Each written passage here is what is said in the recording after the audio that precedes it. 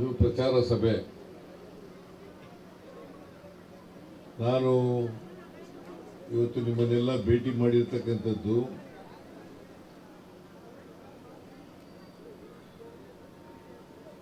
H V ಮೇಟಿಯವರ ಪುತ್ರ ಉಮೇಶ್ ಮೇಟಿಯವರ ಪರವಾಗಿ ಮತಯಾಚನೆಗೋಸ್ಕರ ನಿಮ್ಮನ್ನೆಲ್ಲ ಭೇಟಿಯಾಗಿರ್ತಕ್ಕಂಥದ್ದು.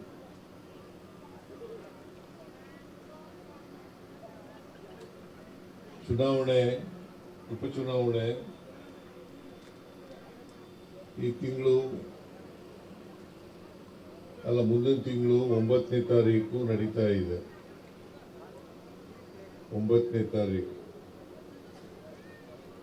ಈ ಚುನಾವಣೆ ಯಾಕೆ ಬಂತು ಅನ್ನೋದನ್ನ ತಿಮ್ಮಾಪುರ ಅವರು ಪ್ರಸ್ತಾಪ ಮಾಡಿದ್ದಾರೆ. 5 ವರ್ಷಕ್ಕೊಮ್ಮೆ ವಿಧಾನಸಭಾ ಚುನಾವಣೆ ನಡೀತಕ್ಕಂಥದ್ದು, ಲೋಕಸಭಾ ಚುನಾವಣೆ ನಡೀತಕ್ಕಂಥದ್ದು. ನೀವೆಲ್ಲರೂ ಕಳೆದ ಚುನಾವಣೆಯಲ್ಲಿ ಎಚ್ ವೈ ಮೇಟಿ ಅವರಿಗೆ ಆಶೀರ್ವಾದ ಮಾಡಿದ್ರು. ಅವರು ಬದುಕಿದ್ರೆ ಈ ಚುನಾವಣೆ ಉಪಚುನಾವಣೆ ಬರ್ತಾ ಇರಲಿಲ್ಲ.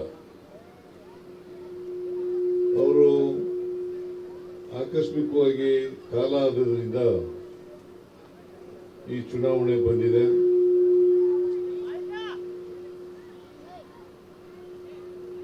ಅವರ ಸ್ಥಾನ ಖಾಲಿಯಾಗಿತ್ತು ಅವರ ನಿಧನದಿಂದ.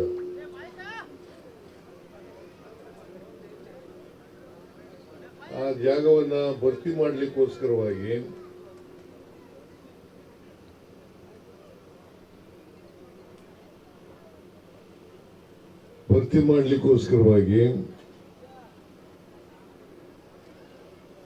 ಅವರ ಕುಟುಂಬದವರೇ ಆದಂತ, ಅವ್ರ ಮಕ್ಕಳೇ ಆದಂತ ಉಮೇಶ್ ಮೇಟಿ ಅವರನ್ನ ಸ್ಪರ್ಧೆ ಮಾಡಿಸಿದ್ದೀವಿ. ನಾವೆಲ್ಲರೂ ಕೂಡ ಹೇಗೆ ಎಚ್ ವೈ ಮೇಟಿ ಅವರಿಗೆ ಆಶೀರ್ವಾದ ಮಾಡಿದ್ರಿ,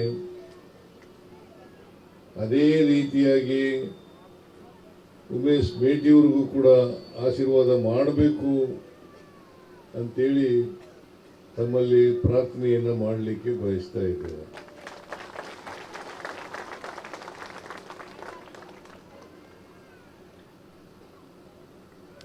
ಈ ಚುನಾವಣೆಯಲ್ಲಿ ಬಹಳ ಪ್ರಮುಖವಾಗಿ ಬಿಜೆಪಿ ಪಕ್ಷ, ನಮ್ಮ ಎದುರಾಳಿ ಬಿಜೆಪಿಯಿಂದ ವೀರಣ್ಣ ಚರಂತಿಮಠನವರು ಸ್ಪರ್ಧೆ ಮಾಡಿದ್ದಾರೆ. ಅವರು ಕಳೆದ ವಿಧಾನಸಭಾ ಚುನಾವಣೆಯಲ್ಲಿ ಎಚ್ ವೈ ಮೇಟಿಯವರ ವಿರುದ್ಧವಾಗಿ ಸೋತಿದ್ರು. ಮತ್ತೆ ಸ್ಪರ್ಧೆಯಲ್ಲಿ ಇದ್ದಾರೆ. ನಾವು ನಮ್ಮ ಪಕ್ಷದ ಅಧಿಕೃತ ಅಭ್ಯರ್ಥಿಯಾಗಿ ಉಮೇಶ್ ಮೇಟಿ ಅವರನ್ನು ನಿಲ್ಲಿಸಿದ್ದೇವೆ. ನೀವು 9ನೇ ತಾರೀಕು ತೀರ್ಮಾನ ಮಾಡಬೇಕು, ಯಾರು ನಿಮ್ಮ ಪ್ರತಿನಿಧಿಯಾಗಿ ಕೆಲಸ ಮಾಡಬೇಕು, ಯಾರು ನಿಮ್ಮ ಪ್ರತಿನಿಧಿಯಾಗಿ ಆದರೆ ನಿಮ್ಮ ಪರವಾಗಿ, ಮಹಿಳೆಯರ ಪರವಾಗಿ, ರೈತರ ಪರವಾಗಿ, ಹಿಂದುಳಿದವರ ಪರವಾಗಿ, ಅಲ್ಪಸಂಖ್ಯಾತರ ಪರವಾಗಿ ಕೆಲಸ ಮಾಡ್ತಾರೆ ಅಂತಕ್ಕಂಥದ್ದು ಬಹಳ ಮುಖ್ಯ. ಈಗ 4 ವರ್ಷ ಬಿಜೆಪಿಯವರು ಅಧಿಕಾರದಲ್ಲಿದ್ದರು. 2019ರಿಂದ 23ರವರೆಗೆ ಅಧಿಕಾರದಲ್ಲಿದ್ದರು. ಇಬ್ಬರು ಮುಖ್ಯಮಂತ್ರಿಗಳಾದರು. ಒಬ್ರು ಯಡಿಯೂರಪ್ಪನವರು, ಇನ್ನೊಬ್ರು ಬಸವರಾಜ ಬೊಮ್ಮಾಯಿ ಅವರು. ಇಬ್ರು 2 ವರ್ಷ ಮುಖ್ಯಮಂತ್ರಿ ಆಗಿದ್ರು. 4 ವರ್ಷಗಳ ಅವಧಿನಲ್ಲಿ ಬಿಜೆಪಿಯವರು ಏನೂ ಕೆಲಸ ಮಾಡಲಿಲ್ಲ. ಈಗಾಗಲೇ ತಿಮ್ಮಾಪುರ ಅವರು ಪ್ರಶ್ನೆ ಮಾಡಿದ್ದಾರೆ. ನನಗಂತೂ ಗೊತ್ತಿಲ್ಲ ಕೆಲಸ ಮಾಡಿರ್ತಕ್ಕಂಥದ್ದು, ನಿಮಗೇನಾದ್ರು ಗೊತ್ತಿದ್ರೆ ಹೇಳಿ ಅಂತ ಹೇಳಿ ನಿಮಗೆ ಪ್ರಶ್ನೆ ಮಾಡಿದ್ದಾರೆ. ಏನೂ ಕೆಲಸ ಮಾಡಿರಲಿಲ್ಲ. ಕೆಲಸ ಮಾಡೋದೇನಪ್ಪಾ ಅಂತಂದ್ರೆ ದುಡ್ಡು ಹೊಡೆಯೋದು ಒಂದೇ ಒಂದು ಕೆಲಸ ಮಾಡಿದ್ರು. ಅದು ಬಿಟ್ಟರೆ ಏನೂ ಮಾಡಲಿಲ್ಲ. ಜನಗಳಿಗೆ ಸುಳ್ಳು ಹೇಳಿದ್ರು. ಅವರು 2018ರಲ್ಲಿ 600 ಭರವಸೆಗಳನ್ನು ಕೊಟ್ಟಿದ್ರು. 600 ಭರವಸೆಗಳನ್ನು ಕೊಟ್ಟಿದ್ರು. 600 ಭರವಸೆಗಳಲ್ಲಿ 60 ಭರವಸೆಗಳನ್ನು ಕೂಡ ಈಡೇರಿಸಲಿಲ್ಲ. 10%, 60 ಅಂತಂದ್ರೆ 10% ಆಯ್ತದೆ. 10% ಭರವಸೆಗಳನ್ನು ಕೂಡ ಈಡೇರಿಸಲಿಲ್ಲ. ಹಾಗಾಗಿ ಅವರು ವಚನ ಭ್ರಷ್ಟರಾದ್ರು ಅಂತಕ್ಕಂಥದ್ದನ್ನ ತಾವೆಲ್ಲರೂ ಕೂಡ ತಿಳ್ಕೊಂಡಿದ್ದೀರಿ ಅಂತಕ್ಕಂಥದ್ದು ನನ್ನ ಭಾವನೆ. ಆದರೆ ನಾವು ಅಧಿಕಾರದಲ್ಲಿದ್ದವು 2013ರಿಂದ 2018ವರೆಗೆ ನಾನೇ ಮುಖ್ಯಮಂತ್ರಿಯಾಗಿದ್ದೆ. ಕಾಂಗ್ರೆಸ್ ಪಕ್ಷ ಅಧಿಕಾರದಲ್ಲಿತ್ತು. ಅಧಿಕಾರದಲ್ಲಿದ್ದಂಥ ಅವಧಿನಲ್ಲಿ 165 ಭರವಸೆಗಳನ್ನು ಕೊಟ್ಟಿದ್ದು. 165 ಭರವಸೆಗಳನ್ನು ಕೊಟ್ಟಿದ್ದ. ಆ 165 ಭರವಸೆಗಳಲ್ಲಿ 158 ಭರವಸೆಗಳನ್ನು ಈಡೇರಿಸ್ತ. 158 ಭರವಸೆಗಳನ್ನು ಈಡೇರಿಸ್ತು. ಅದ್ರ ಜೊತೆಗೆ ಸುಮಾರು 30ಕ್ಕೂ ಹೆಚ್ಚು ಹೊಸ ಕಾರ್ಯಕ್ರಮಗಳನ್ನು ಕೊಟ್ಟವು. ಈಗ ನಮ್ಮ ಭರವಸೆಗಳಲ್ಲಿ ನಿಗಮ ಮಂಡಳಿಗಳಲ್ಲಿ ಮಾಡಿರ್ತಕ್ಕಂಥ ಹಿಂದುಳಿದವರು, ದಲಿತರು, ಅಲ್ಪಸಂಖ್ಯಾತರು ಅವ್ರು ಮಾಡಿದಂಥ ಸಾಲ ಮನ್ನಾ ಮಾಡ್ತೀವಿ ಅಂತ ಹೇಳಿರಲಿಲ್ಲ. ಆದರೆ ಸಾಲ ಮನ್ನಾ ಮಾಡೋದು ದೇವರಾಜ ಅಭಿವೃದ್ಧಿ ನಿಗಮ ಅದರಲ್ಲಿ ಸಾಲ ಮಾಡಿದಂಥ ಅನೇಕ ಜನ ಬಡವರು ಅವ್ರ ಸಾಲ ಮನ್ನಾ ಮಾಡೋದು. ಆಮೇಲೆ ಅಂಬೇಡ್ಕರ್ ಅಭಿವೃದ್ಧಿ ನಿಗಮದಲ್ಲಿ ಸಾಲ ಮಾಡಿದಂಥದನ್ನು ಸಾಲ ಮತ್ತು ಬಡ್ಡಿ ಎಲ್ಲ ಮನ್ನಾ ಮಾಡೋದು. ಆಮೇಲೆ ಜಗಜೀವನ್ ರಾಮ್ ಅಭಿವೃದ್ಧಿ ಮಂಡಳಿನಲ್ಲಿ ಮಾಡಿದಂಥ ಎಲ್ಲ ಸಾಲ ಮನ್ನಾ ಮಾಡೋದು. ಆಮೇಲೆ ಅಲ್ಪಸಂಖ್ಯಾತರ ಅಭಿವೃದ್ಧಿ ಮಂಡಳಿನಲ್ಲಿ ಮಾಡಿದಂಥ ಸಾಲ ಎಲ್ಲ ಮನ್ನಾ ಮಾಡೋದು. ಓಲಿ ಅವರು ಒಂದು ಸಾಲನಾದರೂ ಮನ್ನಾ ಮಾಡಿರ್ತಕ್ಕಂಥ ನಿದರ್ಶನ ತೋರಿಸಿ ನಾವು. ಬಿಜೆಪಿಯವರು, ಅದೇ ಯಡಿಯೂರಪ್ಪನವರು ನಮ್ಮ ಉಗ್ರಪ್ಪ ಪ್ರಶ್ನೆ ಕೇಳಿದ್ರು, ಸಾಲ ಮನ್ನಾ ಮಾಡ್ರಿ, ರೈತರು ಕಷ್ಟದಲ್ಲಿದ್ದಾರೆ, ಬರಗಾಲ ಬಂದಿದೆ, ಕೊರೋನಾ ರೋಗ ಬಂದಿದೆ, ಸಾಲ ಮನ್ನಾ ಮಾಡ್ರಿ ಅಂತ ಹೇಳಿದ್ರೆ ಅವರು ಸಾಲ ಮನ್ನಾ ಮಾಡಲಿಲ್ಲ. ಇದು ಕೌನ್ಸಿಲ್ನಲ್ಲಿ ಚರ್ಚೆ ಆದದ್ದು. ಕೌನ್ಸಿಲ್ನಲ್ಲಿ ಉಗ್ರಪ್ಪನವರು ಪ್ರಶ್ನೆ ಕೇಳಿದ್ರು, ಸಾಲ ಮನ್ನಾ ಮಾಡಿ ಅಂತ. ಸಾಲ ಮನ್ನಾ ಮಾಡಲಿಕ್ಕೆ ನಾವೇನು ನೋಟ್ ಪ್ರಿಂಟ್ ಮಾಡೋ ಮಿಷಿನ್ ಇಟ್ಕೊಂಡಿಲ್ಲ ಅಂತ ಇದೇ ಯಡಿಯೂರಪ್ಪ ಹೇಳಿದ್ರು. ಸಾಲ ನೋಟ್ ಪ್ರಿಂಟ್ ಮಾಡ್ತಕ್ಕಂಥ ಮಿಷಿನ್ ಇಟ್ಕೊಂಡಿಲ್ಲ ಸಾಲ ಮನ್ನಾ ಮಾಡಲಿಕ್ಕೆ ಅಂತ ಹೇಳಿದ್ರು. ಹೋಲಿ ಬಸವರಾಜ ಬೊಮ್ಮಾಯಿ ಅವರು ಸಾಲ ಮನ್ನಾ ಮಾಡಿದ್ರ, ಅವರು ಮನ್ನಾ ಮಾಡಲಿಲ್ಲ. ಮತ್ತೆ ಯಾವ ಕಾಲದಲ್ಲೂ ಕೂಡ ಮನ್ನಾ ಮಾಡಲಿಲ್ಲ. ಅದೇ ನರೇಂದ್ರ ಮೋದಿ ಅವರು ಸಾಲ ಮನ್ನಾ ಮಾಡಿದಾರ? ಮಾಡಿಲ್ಲ. ಆದರೆ ಮನಮೋಹನ್ ಸಿಂಗ್ ಅವರು ಪ್ರಧಾನಮಂತ್ರಿಯಾಗಿ ಕಾಂಗ್ರೆಸ್ನ ಪ್ರಧಾನಿ ಸುಮಾರು 72,000 ಕೋಟಿ ರೂಪಾಯಿಗಳ ಸಾಲವನ್ನು ಮನ್ನಾ ಮಾಡೋದು.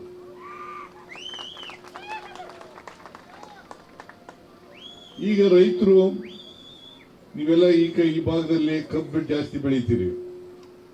ರೈತರು, ಕಬ್ಬು ಬೆಳೆಗಾರರು ಬಂದರು ನನ್ನ ಹತ್ರ.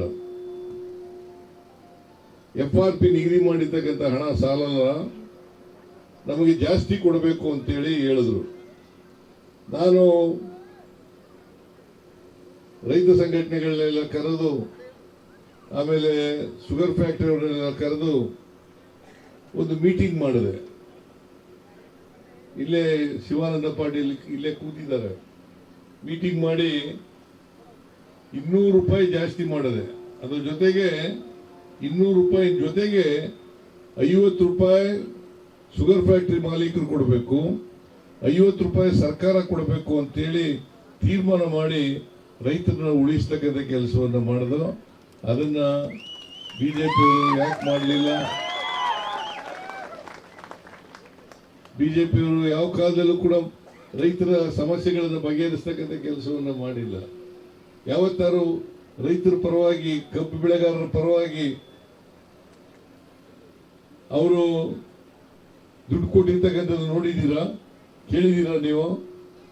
ಮತ್ತೆ ಯಾಕೆ ಬಿಜೆಪಿ ಅವರಿಗೆ ವೋಟ್ ಕೊಡಬೇಕು ನೀವೇ ಹೇಳಿ. ಯಾಕ್ರಿ ವೋಟ್ ಕೊಡಬೇಕು? ಈಗ ಮೇಟಿಯವರು, HY ಮೇಟಿಯವರು ಶಾಸಕರಾಗಿ ಇದ್ದಾಗ ಯಾರು ಬೇಕಾದರೂ ಮಾತಾಡಿಸ್ಬೋದಾಗಿತ್ತು. ಸಾಮಾನ್ಯ ಜನರ ಪ್ರತಿನಿಧಿಯಾಗಿದ್ರು ಅವರು, ಬಡ ಜನರ ಪರವಾಗಿದ್ರು, ದಲಿತರ ಪರವಾಗಿದ್ರು, ಹಿಂದುಳಿದವ್ರ ಪರವಾಗಿದ್ರು, ಮೈನಾರಿಟಿ ಪರವಾಗಿದ್ರು. ಚರಂತಿ ಮಟ್ಟಿ ಯಾವತ್ತಾರು ಇರ್ಲಿಕ್ಕೆ ಸಾಧ್ಯನಾ? ಬಡವ್ರ ಪರವಾಗಿ ಇರ್ಲಿಕ್ಕೆ ಸಾಧ್ಯನಾ? ಬಡವರು ಭೇಟಿ ಮಾಡ್ಲಿಕ್ಕೆ ಸಾಧ್ಯನಾ? ಬಡವರು ಭೇಟಿ ಮಾಡ್ಲಿಕ್ಕೆ ಸಾಧ್ಯ ಇಲ್ಲ. ಇಂಥವ್ರಿಗೆಲ್ಲ ಯಾಕೆ ನಿಮ್ಮ ಪ್ರತಿನಿಧಿ ಆಗ್ಲಿಕ್ಕೆ ಅವರು ಲಾಯಕ? ಅವರು ಇದನ್ನ ತಾವು ಅರ್ಥ ಮಾಡ್ಕೋಬೇಕು ಅಂತಕ್ಕಂಥ ಮಾತುಗಳನ್ನ ಹೇಳಲಿಕ್ಕೆ ಬಯಸ್ತಾ ಇದ್ದಾರೆ. ಜೊತೆಗೆ ನಾವು ಕೊಟ್ಟಂತ ಯೋಜನೆಗಳು, ಗ್ಯಾರಂಟಿ ಯೋಜನೆಗಳನ್ನ ಅವ್ರು ಯಾವತ್ತಾರು ಮಾಡಿದ್ರ? ಅದ್ರ ಬದಲಾಗಿ ವಿರೋಧ ಮಾಡಿದ್ರು. ಸಿದ್ದರಾಮಯ್ಯನವರಿಗೆ ಬುದ್ಧಿ ಇಲ್ಲ,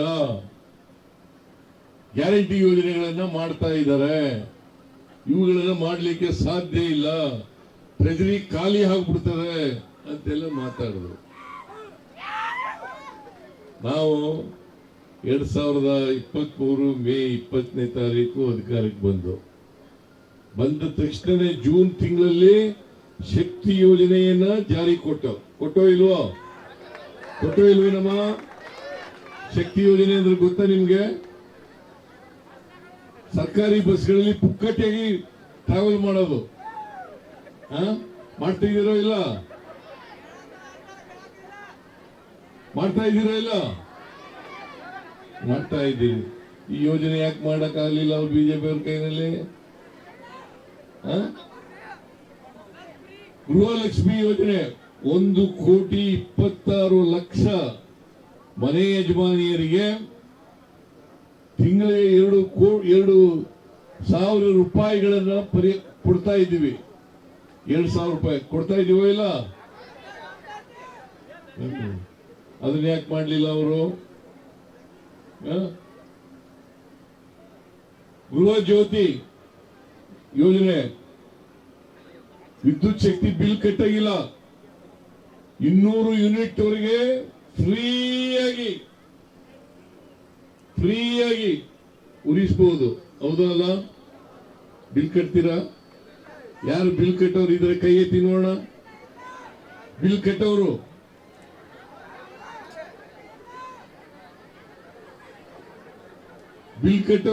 ಕೈ ಎತ್ತೀರಾ? ಬಿಲ್ ಕಟ್ಟದೇ ಇರೋರೇ ಇಲ್ಲಿರೋದಿಲ್ಲ ಅಲ್ವಾ? 200 ಯೂನಿಟ್ ವರೆಗೆ ಫ್ರೀಯಾಗಿ ಕರೆಂಟ್,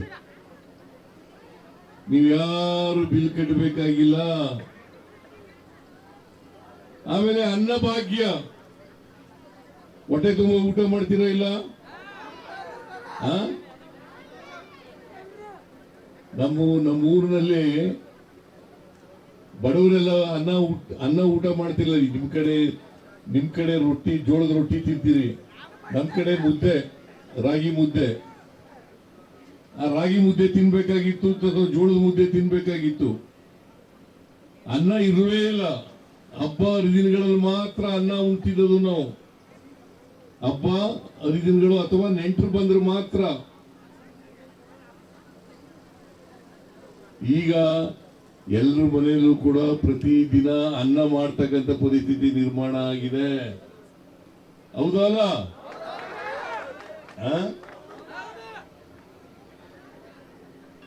5 ಕೆಜಿ ಅಕ್ಕಿ, 5 ಕೆಜಿಗೆ ದುಡ್ಡು ಕೊಡ್ತಾ ಇದೀವಿ. ಈಗ ಇನ್ನು ಮುಂದೆ ಇದರ ಕಿಟ್ ಅಂತ ಹೇಳಿ ಎಣ್ಣೆ, ಬೇಳೆ, ಸಕ್ಕರೆ, ಉಪ್ಪು ಇವನ್ನೆಲ್ಲ ಕೊಡ್ತಕ್ಕಂಥ ಕೆಲಸವನ್ನ ಮಾಡ್ತೀವಿ.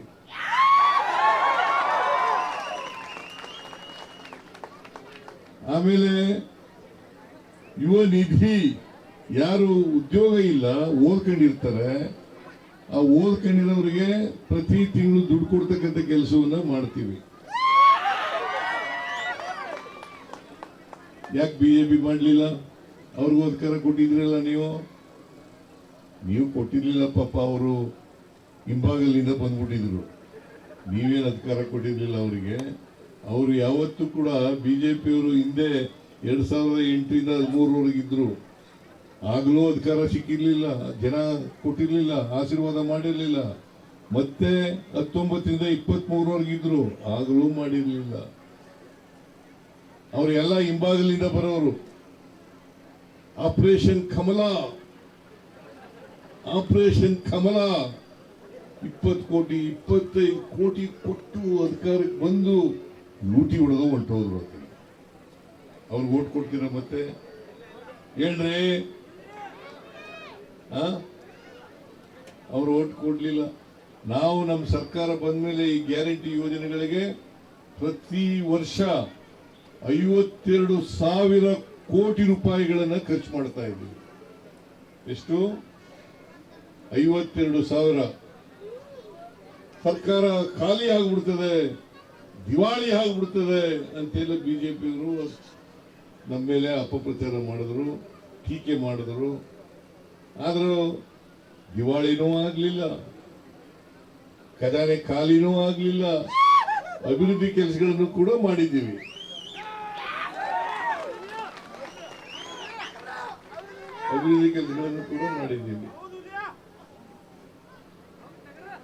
ಗ್ಯಾರಂಟಿ ಯೋಜನೆಗಳನ್ನು ಜಾರಿಗೆ ಮಾಡಿದ್ದೀವಿ ಬಡವರಿಗೆ, ಮತ್ತೆ ಅಭಿವೃದ್ಧಿ ಕೆಲಸಗಳನ್ನು ಕೂಡ ಮಾಡಿದ್ದೀವಿ. ಈಗ ಅಪ್ಪರ್ ಕೃಷ್ಣ ಯೋಜನೆಗೆ ನಾವು ಖುಷ್ಕಿ ಜಮೀನುಗಳಿಗೆ, ಅಂದ್ರೆ ಒಣ ಬೇಸಾಯ ಒಣ ಭೂಮಿಗಳಿಗೆ 30 ಲಕ್ಷ, ಒಂದು ಎಕರೆಗೆ 30 ಲಕ್ಷ. ಖರೀ ಜಮೀನಿಗೆ, ನೀರಾವರಿ ಜಮೀನಿಗೆ ಎಷ್ಟು? 40 ಲಕ್ಷ ಕೊಡಂಗ್ ಮಾಡಿದ್ದೀವಿ.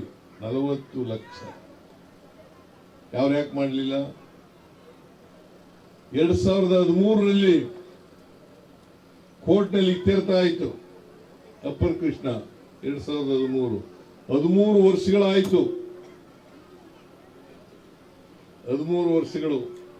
ಈ 13 ವರ್ಷಗಳಾದರೂ ಕೂಡ ಅವರು ಗೆಜೆಟ್ ನೋಟಿಫಿಕೇಶನ್ ಅನ್ನ ಮಾಡಲಿಲ್ಲ.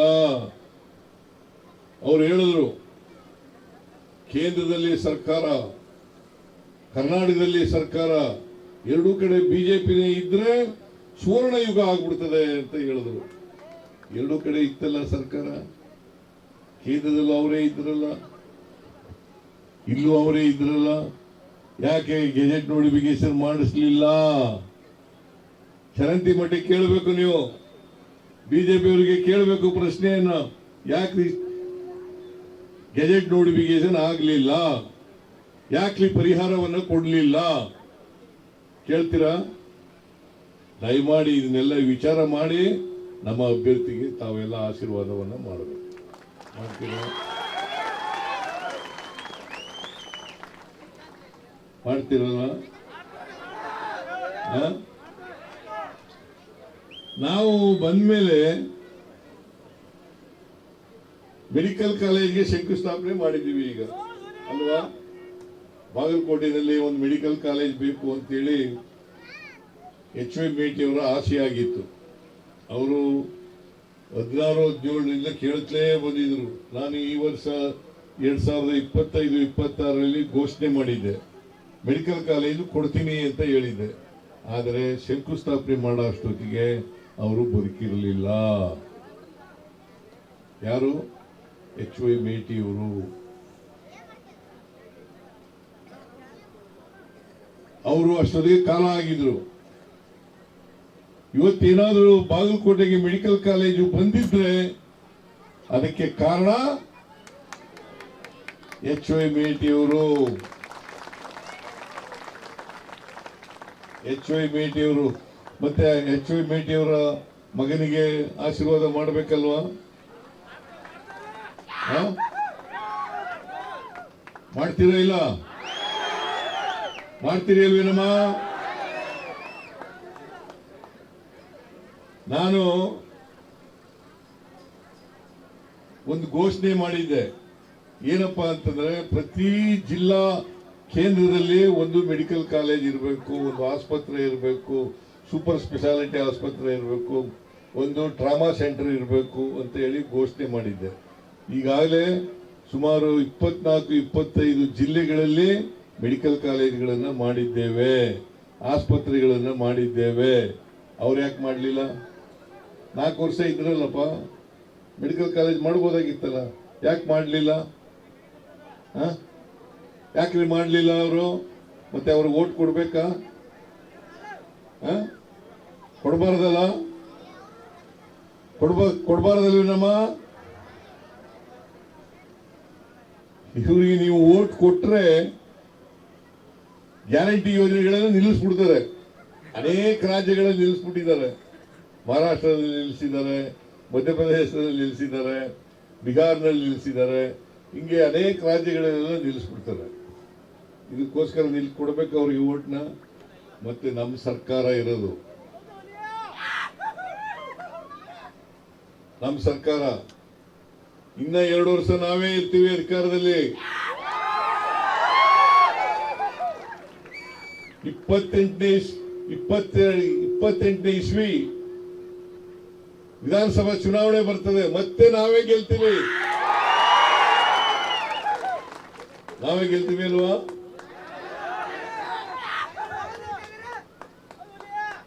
ಯಾರು ಕೂಲಿ ಮಾಡ್ತಾರೆ ಅವರಿಗೆ ತಾನೇ ಕೂಲಿ ಕೊಡಬೇಕು. ಜಯ ಎತ್ತು ತಾನೇ ಮೇವು ಹಾಕ್ಬೇಕು. ಕಳ್ಳೆ ಎತ್ತುಗಳಿಗೆ ಮೇವು ಹಾಕಕ್ಕಾಗತ್ತಾ? ಇವರು ಬಿಜೆಪಿಯವರು ಕಳ್ಳೆ ಎತ್ತುಗಳು. ಅದರಿಂದ ಅವರಿಗೆ ಓಟ್ ಹಾಕೋದಕ್ಕೆ ಯಾವ ಕಾರಣಕ್ಕೂ ಕೂಡ ಓಟ್ ಹಾಕಬಾರದು ಅಲ್ವಾ? ದಯಮಾಡಿ ನೀವೆಲ್ಲರೂ ಕೂಡ ತಿಳ್ಕೋಬೇಕಾಗ್ತದೆ. ಇನ್ನು ಬೇರೆ ಕಾರ್ಯಕ್ರಮಗಳೆಲ್ಲ ಇದ್ದಾವೆ, ಅದರಿಂದ ನಾನು ಜಾಸ್ತಿ ಮಾತಾಡಕ್ ಹೋಗಲ್ಲ. ಇನ್ನ 2-3 ಕಾರ್ಯಕ್ರಮಗಳಿವೆ. ಇನ್ನೂ 2 ಕಾರ್ಯಕ್ರಮಗಳು ಇನ್ನೂ ಊಟ ಮಾಡಿಲ್ಲ ನಾವು. ನೀವು ಊಟ ಮಾಡಿದ್ದೀರ ಇಲ್ವಾ?